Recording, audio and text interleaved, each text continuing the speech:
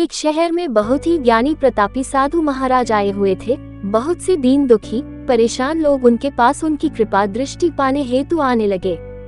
ऐसा ही एक दीन दुखी गरीब आदमी उनके पास आया और साधु महाराज से बोला, महाराज मैं बहुत ही गरीब हूँ, मेरे ऊपर कर्जा भी है, मैं बहुत ही परेशान हूँ, मुझ पर कुछ उपकार करें। साधु महाराज ने उसको एक चमकीला नीले रंग का पत्थर दिया और कहा कि यह कीमती पत्थर है, जाओ जितनी कीमत लगवा सको लगवा लो।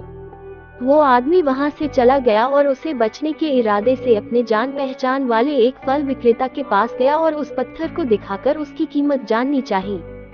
फल विक्रेता बोला, मुझे लगता है ये नीला शीशा है, महात्मा ने तुम्हें ऐसे ही दे दिया है। हाँ यह सुंदर और चमकदार दिखता है, तुम मुझे दे दो, इसके मैं तुम्हें 1000 रुपए दे दूंगा।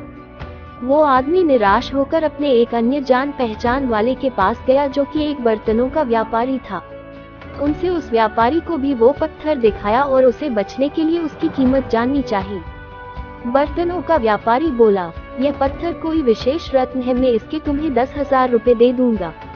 वो आदमी सोचने लगा कि इसकी कीमत और भी अधिक होगी और यह सोच वो वहाँ से चला आया। उस आदमी ने इस पत्थर को अब एक सुनार को दिखाया। सुनार ने उस पत्थर को ध्यान से देखा और बोला, ये काफी कीमती है, इसके मैं तुम्हें 1 लाख रुपए दे दूंगा। वो आदमी अब समझ गया था कि यह बहुत अमूल्य है। उसने सोचा क्यों न मैं इसे हीरे के व्यापारी को दिखाऊं। यह सोच वो शहर के सबसे बड़े हीरे के व्यापारी के पास गया।